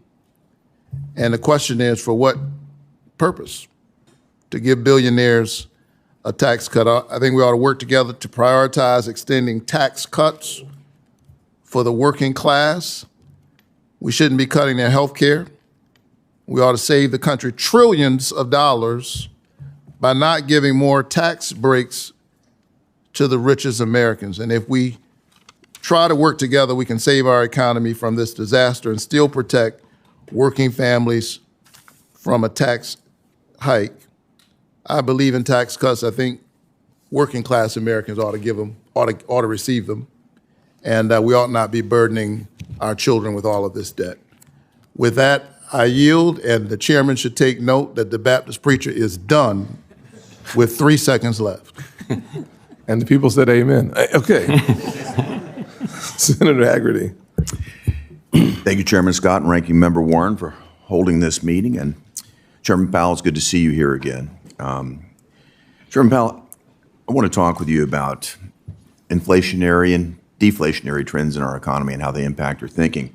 I understand, based on your testimony and recent statements, that you're acutely sensitive to the inflationary risks of our administration's trade policy. And though I note that it's not the Fed's responsibility to attempt to steer or to directly offset that policy in any way, I look at that, I look at your perspective, but I also look at many of the other developments in our country that I think present the opposite risk, which is a disinflation risk. And let me dig into this a bit. We're witnessing artificial intelligence adoption at breakneck speed. That's going to bring about productivity gains in nearly every aspect of our economy. We're about to pass a tax bill. That tax bill is going to encourage capital expenditures and long overdue upgrades to our manufacturing capacity, again, increasing productivity. And if you think about the concerted effort that's being undertaken by our federal government right now to reduce waste and bloated, unproductive government payrolls, all of these point to disinflationary productivity gains. So given the competing sources of uncertainty that we're talking about, it feels to me like the Fed's far more focused on tariffs and the inflationary impact of tariffs than on the deflationary impact of the points I just mentioned. So if uncertainty around tariffs is the primary reason that impacts your thoughts, I mean, how do you bring into account these disinflationary trends that I've just mentioned? So we do look at the overall picture, and that's actually what's been happening is services inflation's been coming down, and that's been covering what we see so far, small increases in goods inflation. I would also mention a factor that you didn't mention on your list, which is regulation, which is an area which could also be over time disinflationary. Yeah. So we get that. I mean, I try to say that it's the broad sweep of policies and the broader economy that matters for inflation. I get asked about tariffs a lot, and that's the one where all forecasters are expecting, a significant increase between now and the end of this year. We don't know how big it's going to be. We don't know when it's going to come, but it's just something that we're waiting to see more information on so we can make a better decision on interest rates. That's all it is. Well, I hear the discussion about not knowing the magnitude and the timing of the trade talks and the resulting tariffs that will ensue. It does seem to me that there's a bias toward viewing this as more inflationary than deflationary. And I'd like to ask you this. If Ambassador Greer is successful at bringing the trade deals together soon and alleviating that uncertainty, what would that do to your perspective on rates? Would that put you in a position to think more aggressively about lowering rates? Yes, potentially it would. I mean, really, it's reducing uncertainty would help, and also just what's going to be the final tariff rate and getting that settled. And I think that's the path we're on. I think that's welcome news. I think the markets will welcome that as well, because I do believe that we're on the path, as you're about to say, of having some significant resolution in trade uncertainty. We've lived in an unbalanced world for years, where the United States has had the lowest tariff barriers in the world, and other nations have taken advantage of that. Jameson Greer and this team, Scott Besson and his team, the president, everyone is making a concerted effort to fix this. So I'm looking forward to that. The one other area I wanted to touch on, because it's touching close to home, and that is legislation that this committee has just passed out and that we've just passed in the Senate. That's to do with the Genius Act. We just passed it last week. And it provides an urgently needed regulatory framework for payment stablecoins, and it requires that they're backed one-to-one by cash or short-dated U.S. Treasuries. Over the last 5 years, the total value of outstanding stablecoins has increased from approximately $4 billion to over $2 billion today. One market participant has predicted that if a framework like the Genius Act is adopted, total issuance of dollar-pegged stablecoins could reach nearly $4 trillion by the end of the decade. So I wanted to get your perspective again, Mr. Chairman, of what impact would this new source of demand for bills have on the yield curve, and in particular, what impact would it have on short-term rates?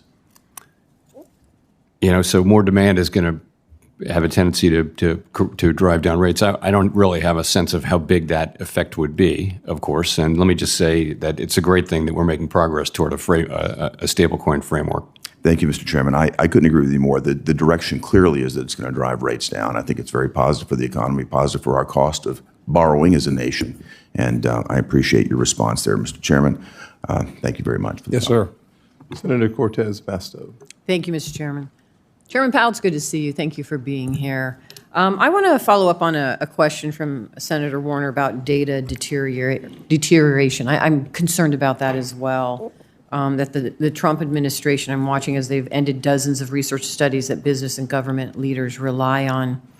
So my question to you, are there specific research projects that the Bureau of Labor Statistics provided that they no longer do provide, that the Federal Reserve researchers cannot replicate on their own or through other sources?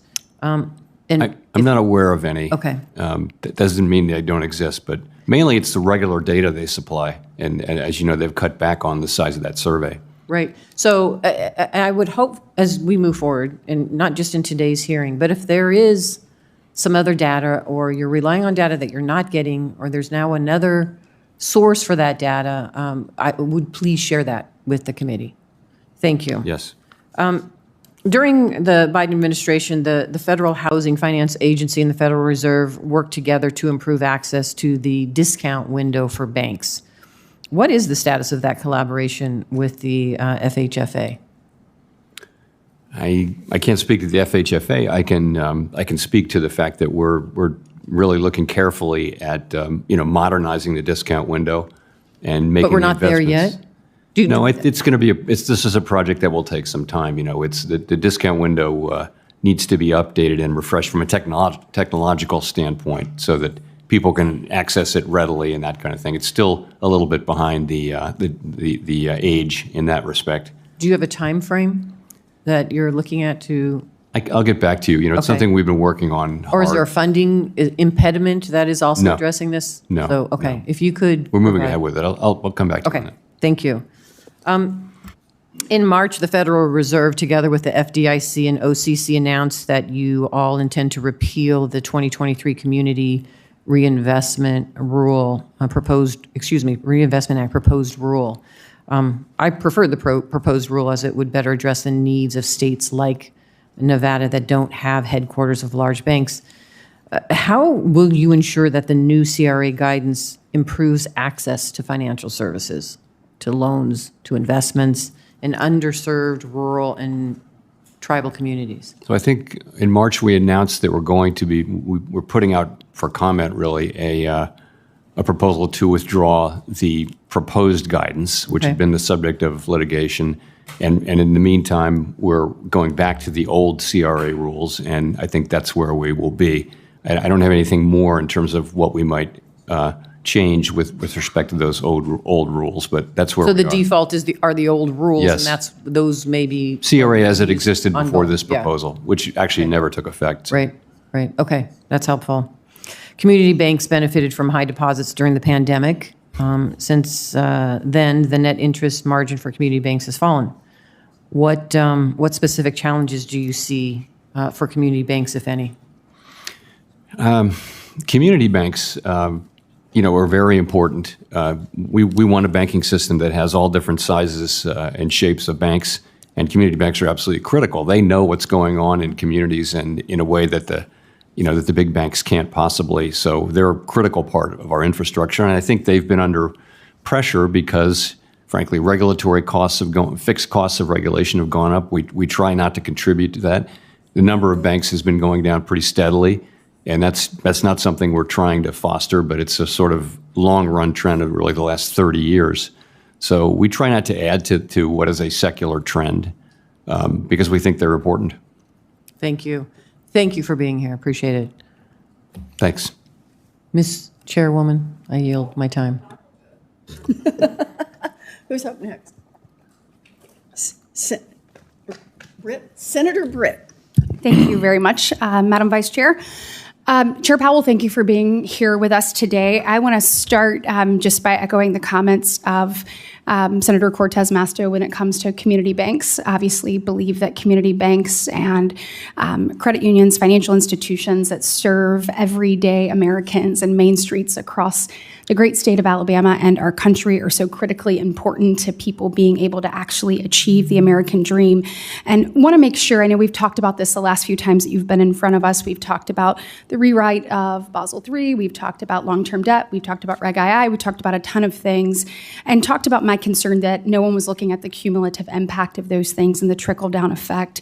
I just want to get a commitment from you that as you are reviewing rulemaking across the board, that you will consider and make sure to make the perspective of the smallest U.S. banks and non-financial industries like the ag sector who did not maybe have a seat at the table in previous administrations, but give them a seat at the table and make sure that you're thinking about the impact on those individuals and the people they serve. I'm happy to make that commitment. Thank you so much, Chair Powell.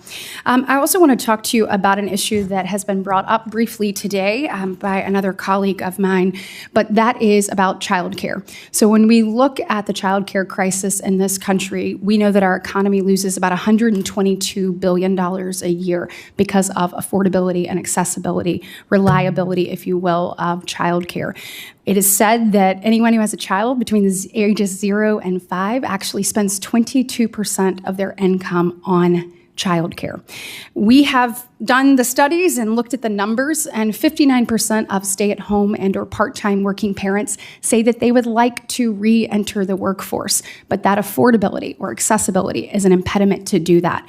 As we are looking to build back America, as we are looking to create opportunity and bring those things into fruition, would you agree that taking a look and being able to address, not asking you to comment on any specific proposal, but addressing some of the shortfalls related to accessibility accessibility and affordability of childcare would have a positive long-term impact on the economy. So I think there's quite a bit of research showing exactly that, and we really saw it during the pandemic. As I think you know and have pointed out, it's not an issue that we play a role on, but clearly it would contribute. Childcare would contribute to participation in the labor force by many.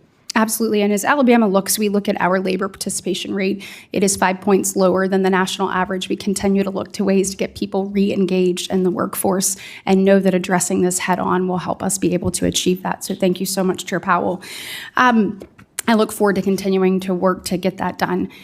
So there has been some angst vocalized about the reconciliation bill and the president's trade policies. And from my perspective, much of that skepticism is both unfair and premature. Market resiliency and recent economic data actually continues to reflect confidence in the U.S. economy. Look at the recent Treasury auction, which was notably successful and saw stronger than expected demands for 30-year bonds and stable, even slightly declining yields. To me, this demonstrates that investors still view the U.S. debt as an attractive asset, regardless of the ongoing policy discussions and debates and forging a pathway forward. And those fundamentals of the economy, actually remain quite strong. Chair Powell, would you agree that the components of our economy actually remain quite strong? And how does the Fed consider this type of strong auction performance in the context of your market expectations and monetary policy discussions? So, as you point out, the Treasury market is working fine just now. Liquidity is adequate, and bond prices are responding to economic events, and so bond market's in good shape. In terms of the strength of the economy, I would strongly agree. The labor market's in a solid place. The economy's growing. Inflation is in a pretty good place, come much closer to 2%. So it's a very solid economy. We are watching the labor market very closely, as we always do. And a couple of things in particular. One is just a very low hiring rate, which goes with a low layoff rate. But if we were to start to see layoffs, we would see unemployment go up quickly, and so we're watching that carefully. But the labor market has remained solid, and I would agree with your overall characterization. Thank you. Appreciate you being here today. Thank you, ma'am. Senator Kim. Yeah, thank you, Chairman. Thank you for coming before us today. You've often said in the past that when it comes to monetary policy that it works with a lag, right? That this is something that you're having to try to assess the data that's before you. Right. I'm thinking about this because we have the Federal Open Market Committee, FOMC 5-year review, and you were talking about tariffs and the uncertainty of this moment. So I guess I just wanted to ask you, how do you balance sort of assessing between more of the backwards-looking data that you're able to look at more tangibly in that way, but also addressing sort of forward-looking models to try to understand where things are heading? That's really the challenge that all forecasters have, and really monetary policy needs to be forward-looking. At the same time, we need to be humble about our how hard it is to forecast. So particularly at times of high uncertainty, which I would say I would include now, you really want to look at the real data and take signal from that, and not be too brave about what your forecast might be, because it's going to be highly uncertain. So you're saying that in times of greater uncertainty, in some ways that makes you more interested in the backwards-looking data to sort of guide you? Well, I'd almost flip it around. Yes, but I'd almost flip it around and say at a time like that, you don't want to be giving a lot of forward guidance, and you don't want to be acting as though you have a lot of certainty about the path forward. It makes sense to move more slowly in most situations where there's more uncertainty. There are situations where it would not make sense to move slowly, but in most cases, you'd want to move more slowly. Yeah, that's interesting. I mean, I talked to some of my constituents back home. There's this one conversation I always had, that has really stuck with me, where, a woman was telling me that, there's so much uncertainty right now in the world and certainly in her life that she says it's hard for her to even breathe sometimes. She just feels this kind of weight upon her chest. And I've thought about that a lot, because I try to think through what can we do to try to alleviate that concern, alleviate that anxiety for people. But you can see it. I mean, right now, whether it's about what's unfolding in the Middle East and the fragility of what comes next, when I look at this reconciliation bill before us in the Senate, I do worry not just about the deficit, as some of my colleagues have mentioned, but about the potential of significant job loss that we're seeing, whether in the healthcare industry, whether in the energy industries. And certainly when it comes to tariffs, as you said, trying to think through what comes next in terms of whether deals are struck and at what levels. Are you taking into account that by sort of an issue-based level, or like, are you looking at sort of the global instability in terms of the different crises that are out there? Is that factoring into how you're thinking about when we're talking about legislation here? I know you're not going to go into the policy per se, but if there's a potential for significant job disruption, is that something that you're looking into as you're forecasting? Yes. We obviously pay great attention to global events and in an effort to understand what's going on in the economy globally, because that does matter for our economy. So we pay close attention to all of those things and track them. Ultimately, though, we're looking at the U.S. economy and what are the fundamental drivers here, and then making a judgment based on all of that. And mainly, this is a big economy, and we're geographically separated from most of the other big economies in the world. So we have a smaller external sector than most of the all the European economies, for example. So we're really looking at the U.S. and what's happening here. I wanted to ask you because, in central banks in other countries, including Bank of England and European Central Bank, they've begun modeling the potential macroeconomic effects of artificial intelligence. They're thinking about how they can use AI to be able to do some of the forecasting, to think through what comes next. I guess I wanted to get a sense of what the Federal Reserve is thinking in terms of similar work in the AI space. We have lots of people doing work on AI and more than that, even monitoring research that's going on everywhere in the world.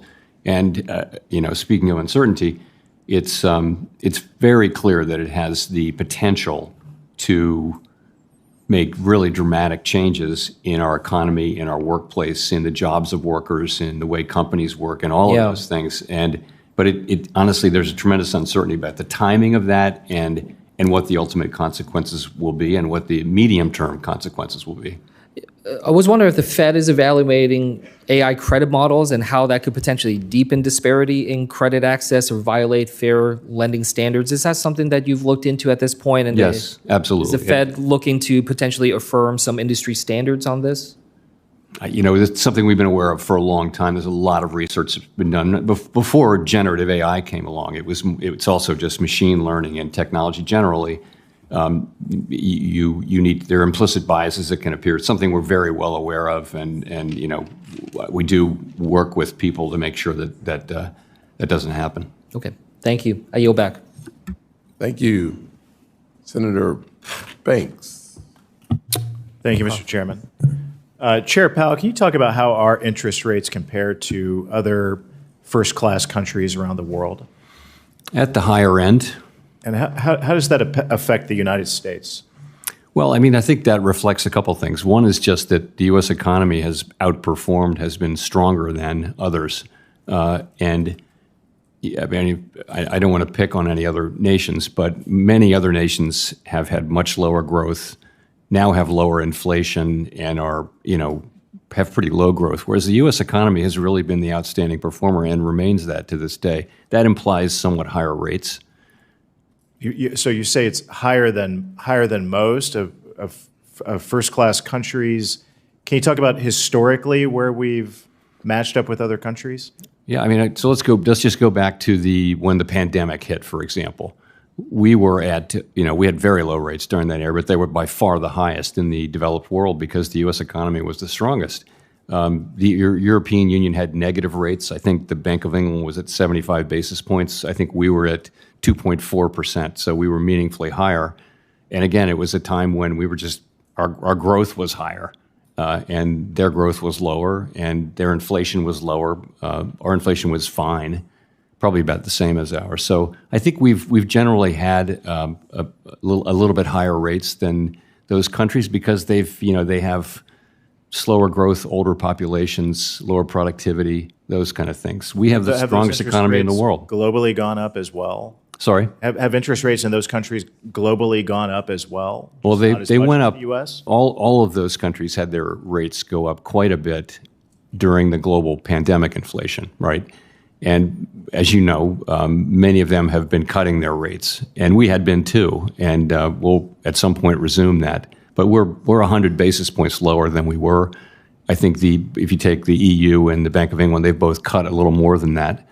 How recently? Recently, but But I think you probably read this, but they're either at or close to the end of their cutting cycles.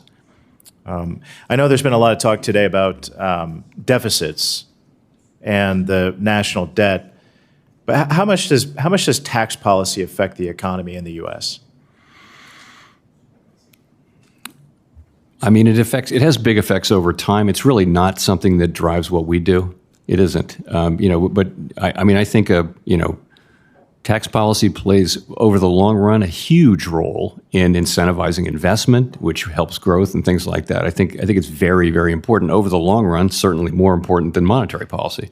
Would a $4 trillion tax increase on middle-class Americans affect the economy? Now here we're getting into the bill. I understand. I'm asking how that would affect the economy, and according to your data. I'm trying to not make any direct comments on the bill today, if you'll forgive me. But I take your point. Okay, I am trying to make a point, but there's got to be data that you sit on somewhere that would suggest that large tax increases would affect the economy, would stall economic growth in the U.S. You could certainly get that out of a model if you wanted to. I mean, but again, I'm inevitably going to be commenting on the bill, right? If I answer that question, a lot of talk today about inflation. You've already agreed that inflation is down from where it was a year ago, and would you say steadily declining? Has been, yes. I more than agreed to it. I'm very pleased by it. And all of the experts and so-called experts tell us that tariffs lead to inflation. But you seem to have suggested already that inflation is, if not under control, close to being under control. So inflation's in a really good place. It is definitely in a good place. And, we have a forecast, and so does, by the way, every other, brand name forecaster in the country, which is very similar to ours, that there will be some inflation from tariffs coming. Not yet, but over the course of the coming months. And I think it's reasonable to expect that because someone has to pay. This is hundreds of billions of dollars of tariffs we're taking in. Some of that's going to fall on the consumer. Not all of it's going to fall on foreign manufacturers. And that's the only insight we have. And we're just kind of wanting to see more data on that before we move. One final question about data. Our trade deficits with China, the EU, Canada, and Mexico have all significantly dropped recently. What does the data tell us about that? Well, I think that's how that would affect inflation. How it would affect inflation. I don't know that it has implications for inflation, but it obviously reflects the tariffs. I think recently you've seen Chinese imports come down quite a bit. Thank you. I yield back. Thanks. Senator Blunt, Rochester. Thank you, Mr. Chairman and Ranking Member Warren. Chair Powell, welcome back. Inflation has come down meaningfully from its peak. And there are signs of moderation in the broader economy. But prices for rent and other essential services remain high, and the outlook is still uncertain. Wage growth remains strong, but productivity trends are mixed. And demand for places to live is high, but borrowing costs and material shortages are making it harder for builders to keep up, adding to the affordability pressures. And at the same time, while I know this is not something you would say, but at the same time, while our Republican colleagues are pushing for tax cuts for the wealthiest Americans that would expand the deficit, the administration's trade and immigration policies are also introducing uncertainty that may not yet be fully reflected in the economy. For families that I represent, the cost of living remains painfully high. Premature easing could have unintended consequences that undo the progress we've made. Later this year, the Fed will update its monetary policy framework to respond to today's inflationary environment. And after years of supply shocks, housing inflation, and fiscal volatility, I hope you will remain strengthened the Fed's ability to navigate the more uncertain economy. And as you undertake this update, can you talk about how you're adapting the framework to these realities while preserving the Fed's commitment to full employment? I'd be glad to. So we made changes in the year 2020 to our framework, and those were meant to take on board the special issues that a central bank faces during the era of extremely low interest rates, where rates were never very far from zero. In fact, we just barely got away from zero when we had to cut back to zero. And the feeling was very much that if we had any kind of a shock, we'd be back at zero for years on end again. And that's really not a good thing, because the economy can become very stagnant.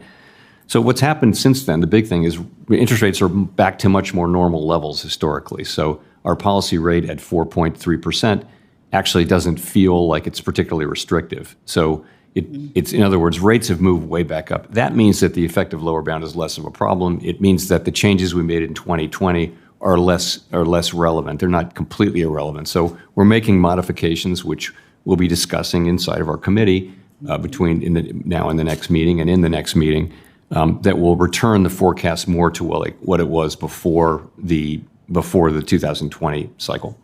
I know we had a chance to talk in the past about my focus on jobs and the economy and labor. And I want to follow up on Senator Kim's questioning, where the focus on the changing technology landscape and with artificial intelligence, generative AI, and just its impact on the economy and labor market. How would you describe AI's impact on the economy so far, and how is the Fed measuring it? The effects of AI are probably not great at this time, generative AI, and the question is how great will they be, and how big will they be, and how quickly will that happen?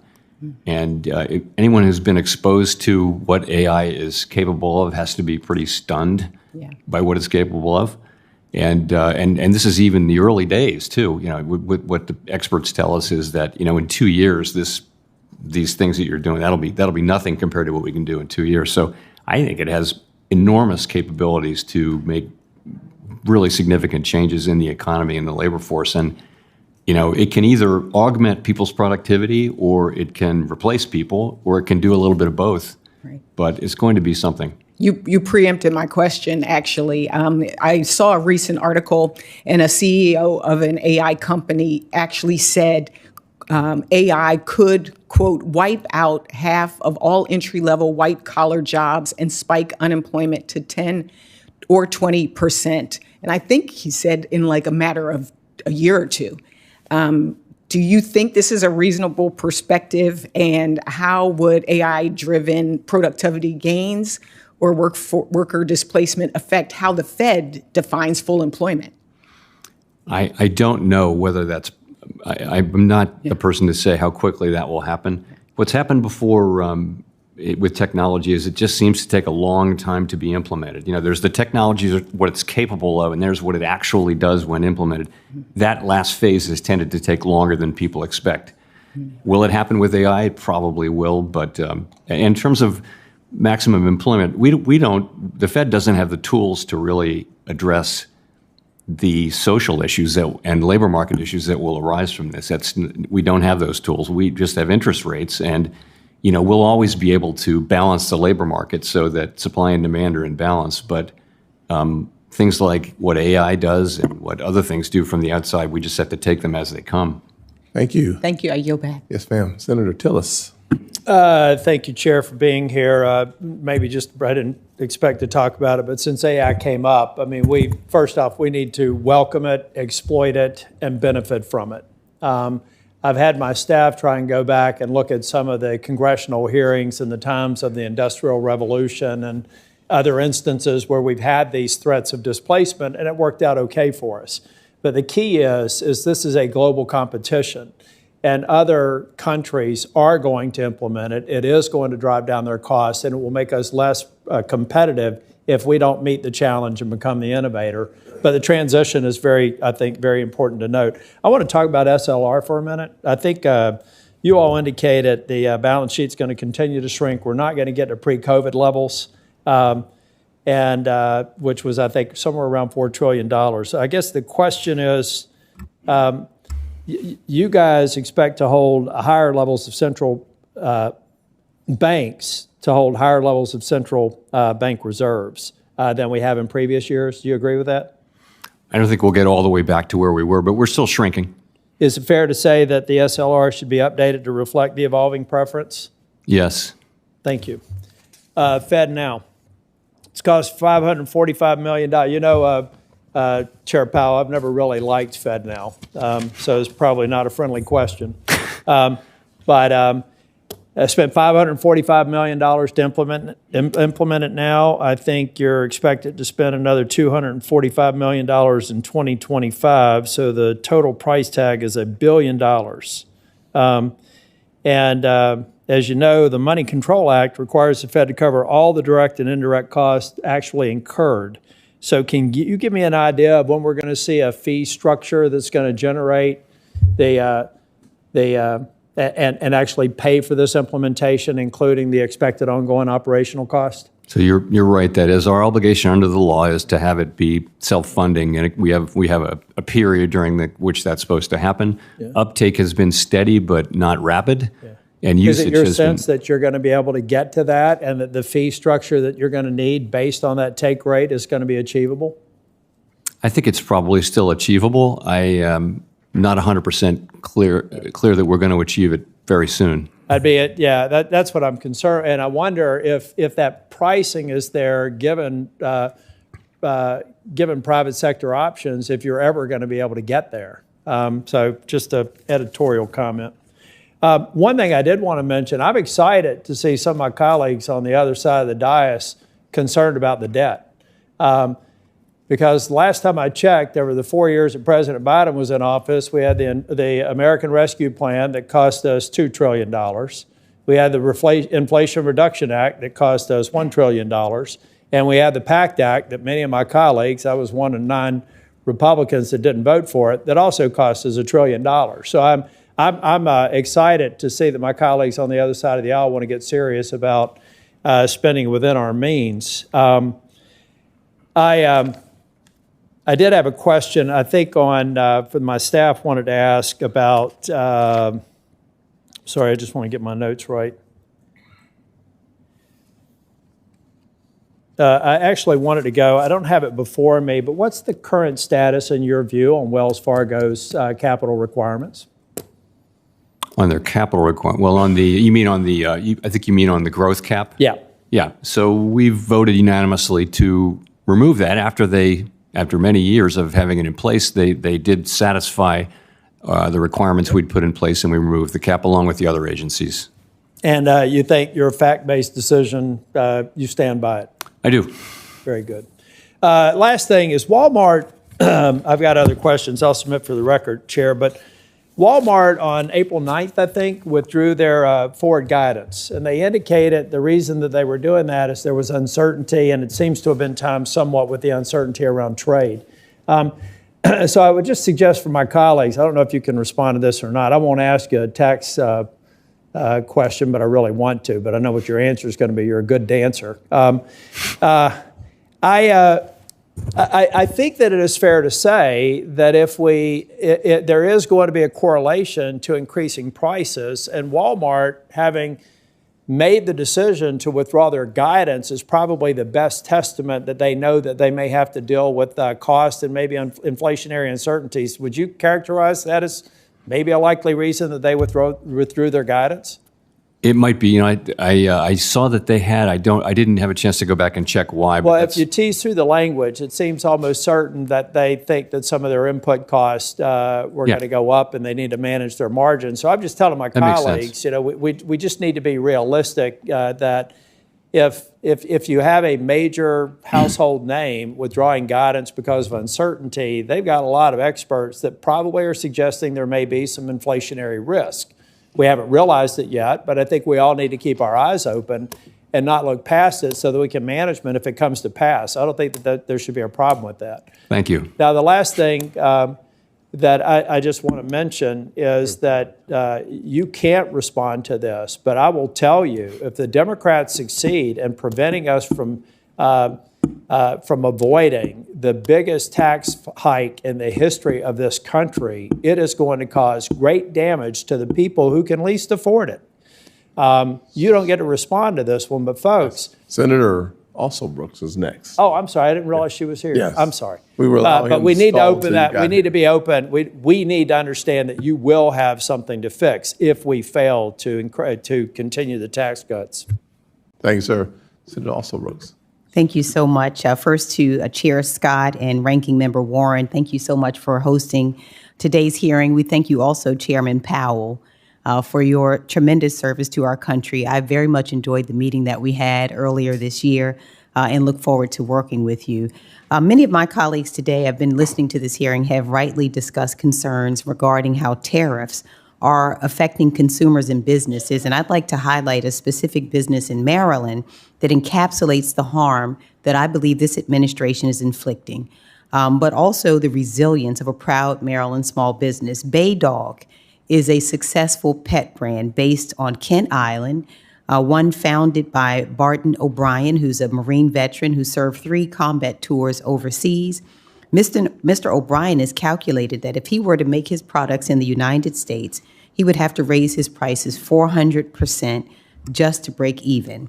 The tariffs, he believes, are a burdensome tax that could put companies like his out of business. But the damage doesn't stop there. Bay Dog is sold in thousands of other brick and mortar stores across the country, all locally owned small businesses who similarly have to raise prices or lose sales to pay the president's tax. Mr. O'Brien started planning for this last summer when President Trump started talking about tariffs during the campaign. He stockpiled inventory and has committed to keeping his prices stable this year. But what Bay Dog is asking is, what is he to do if the tariffs are in place next year? Mr. O'Brien has calculated that he won't have to just raise prices. He'll likely have to cut his staff to stay in business. So, Chair Powell, there are 34 million small businesses in America, 1 for every 10 people. And if small businesses like Bay Dog have to lay off staff or go out of business altogether, what will that do to unemployment in this country, and what effect will that have on the broader economy? I mean, just mechanically, I don't want to comment on particular tariff policies, but sure, if companies go out of business, then that'll hurt employment and activity. And what we'll see is, of course, and we have so many small businesses, what we're facing now is that very prospect, is that we're going to have so many, and we believe that, the inflation caused by these tariffs will really have a very negative impact. And if this is the case, what would this mean for American workers? Well, the other thing is, I think the tariffs are still in motion. It's premature to say exactly where they're going to land. So we're kind of withholding judgment until we see more. That's kind of where we are. We haven't made a decision to do anything. It's just we want to see more. And the situation evolves day by day, month by month. So. Okay. Well, in another question, in our meeting and in your most recent monetary policy report, you spoke of the long-term challenge of housing supply not meeting demand. And I look at this issue the same way I did as county executive, where I really fought hard to leverage private and public sector dollars to bring more housing to communities that needed it. Maryland has a shortfall of nearly 100,000 homes, and the pathway to build wealth is therefore narrowing. So studies have estimated that of the over $200 billion invested annually in housing in recent years, only a fraction supports affordable homes for working class families. So would you speak to the need to better incentivize private investments into affordable housing construction? I'm working with a private sector and nonprofit stakeholders on legislation now, but just wanted to know if you could comment on that. So I would say this: interest rates are slightly restrictive at this point, modestly restrictive, and that is weighing on economic activity in the housing market sector. But you're really talking about a different problem. It's not one that the Fed can really address, and that is we have a longer run housing shortage. So many other advanced economy countries have this too, and it's not our tool. Our tools don't really work to affect that. It's really elected people, and you saw this as county executive. It's things that the legislature can do that can really address that. not us. It's not about interest rates. All right. Well, now I understand one other issue. The Fed is evaluating the leverage ratio rules regarding the amount of capital required to be held by banks to withstand unforeseen risks. And I'm hoping you can then provide some insight as to what potential changes this framework are meant to achieve. On the other hand, I understand that access to capital is paramount, particularly for communities I represent. So, and I understand concerns that a change in these requirements could affect the resilience of the banking sector.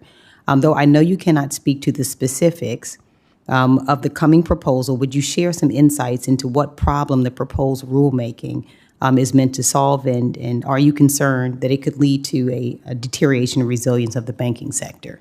I'd be glad to. So the idea behind it is that we want risk-based capital to be the binding capital requirement, because we want the binding capital requirement to be, we want banks to be sensitive to the risks that they're taking. If the leverage ratio is not risk sensitive, it treats every asset as equally risky.